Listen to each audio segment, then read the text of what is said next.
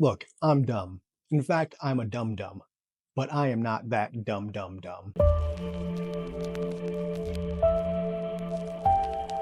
Uh, Hello, brother. You know, the monkey that likes killing our family. It's back. It must be vanquished. Why don't you vanquish it, huh, Bill? Fuck! Wait. Skeleton Crew is a collection of short stories by Stephen King. A few of the short stories have already made their way to film. You can see The Raft as a segment on Creepshow 2, and The Mist was adapted into a movie in 2007 by Frank Darabont. And while I've owned this book for several years, I haven't gotten around to reading all the stories in it and had not read The Monkey. Oz Perkins' adaptation of The Monkey was announced in the afterglow of Longleg's success. Having enjoyed Longlegs, I was immediately interested in The Monkey, so I dusted off my copy of the book and read the short story for the first time. And outside of the concept and a few names, the short story is completely different than the film, so kind of wasted my time there. Not really. The short story is actually pretty fun and worth a read, and as well as the many short stories in this book, please somebody, it would be amazing if you adapted The Jaunt, which is one of the coolest short stories I've ever read, and if you have the time, you should check that short story out. The film opens with a disheveled pilot returning a monkey toy to a pawn shop. The clerk is not having it though and insists that there is no returns and all sales are final. After a little bit of back and forth between Captain Petey and the pawn shop clerk, the monkey ominously beats its drum and a harpoon shoots out and skewers the pawn shop clerk through the guts as a spiral of intestines leaks out onto the rope. It's a pretty gruesome death, and it's played for comedy, certainly, and really sets the tone for the movie going forward. And it is fun to see Adam Scott here as the estranged father to the twin brothers that we will be seeing further on into the movie. I'm a big fan of Torque. Torque is one of the best movies. I'm fucking around. I really enjoyed him in Parks and Rec. That was a great show. Who remembers Torque? I do, and that's a problem. We are then introduced to the twin brothers, Hal and Bill, who have somehow inherited this nightmarish monkey from their father.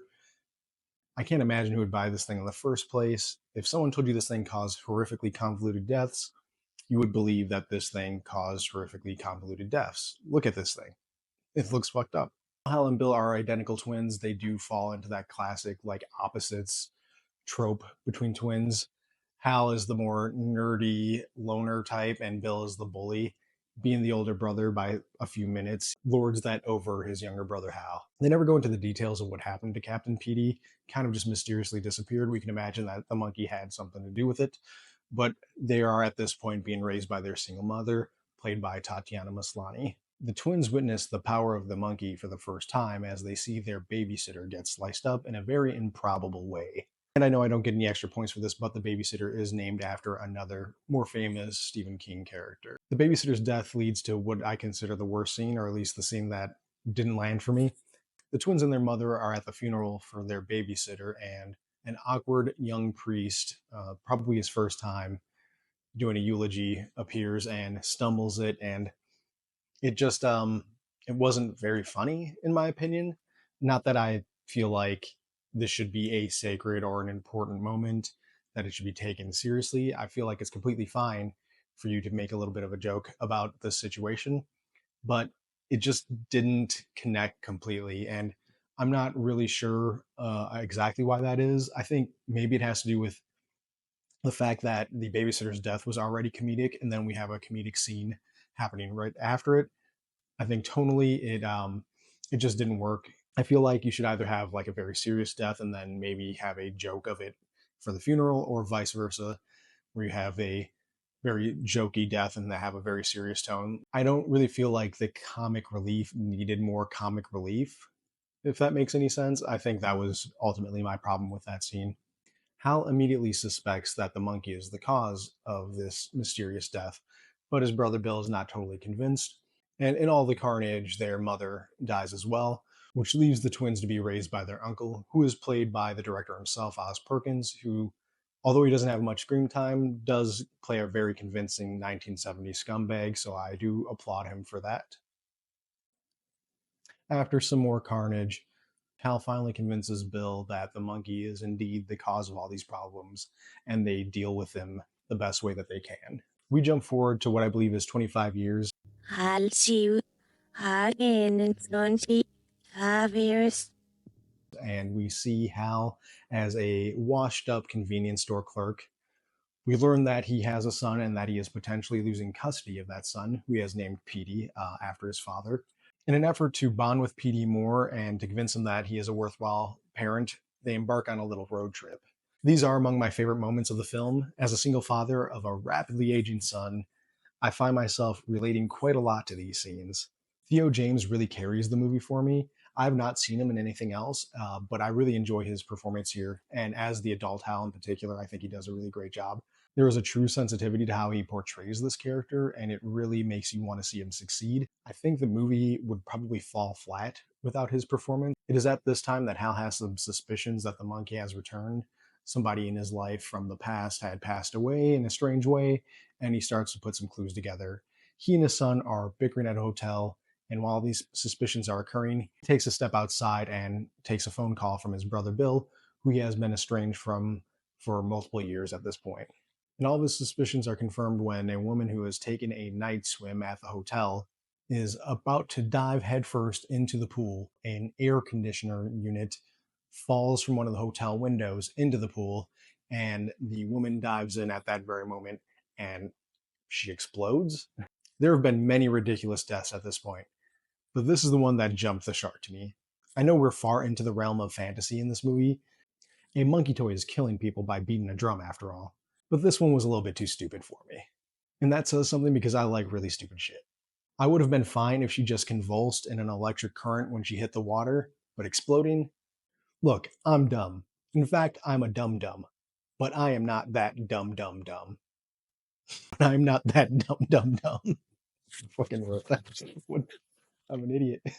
We are then introduced to a guy who is in Ramon's cosplay, who purchases the monkey from an estate sale that was being held at Hal and Bill's childhood home.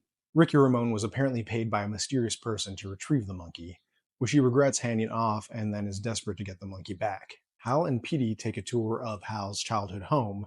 We get a pretty funny montage of the recent deaths that had occurred there, as told to them by their realtor. And of course, the tagline of the movie goes, "Everyone dies," and a horrific death occurs as the tour is going on.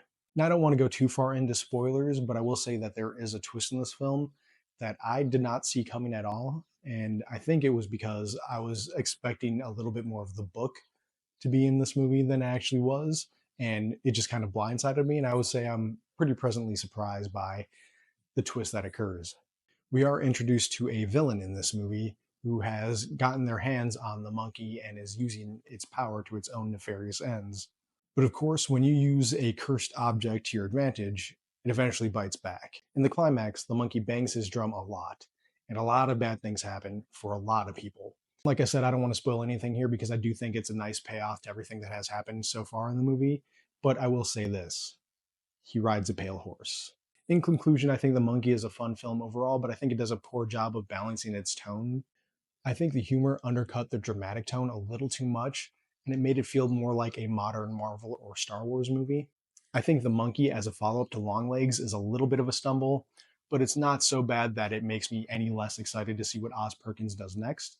I think he's a great director in the making, and he nearly nailed it with Longlegs, but didn't quite get all the way there. He has an interesting nihilistic streak that really appeals to me, and I want to see him develop that more. I think he will get there by mixing horror and comedy. He just needs to find the right balance. His movies have a mean spirit that I kind of find refreshing right now, and I'd like to see him bring that to its ultimate form. The Monkey gets my bronze award, which means despite the problems I may have had with it, I did find it enjoyable overall, and it is well worth watching. And thank you for watching my video. Please like and comment if you enjoyed my video, or if you enjoyed The Monkey, or if you disliked my video, or if you disliked The Monkey. I'd like to see what you think overall. Please consider subscribing. I will be making more painting and review videos, as well as horror discussion videos in the future here. Plan on doing a lot of things. Like I said before, maybe twice a month. Don't have a lot of time. Bye.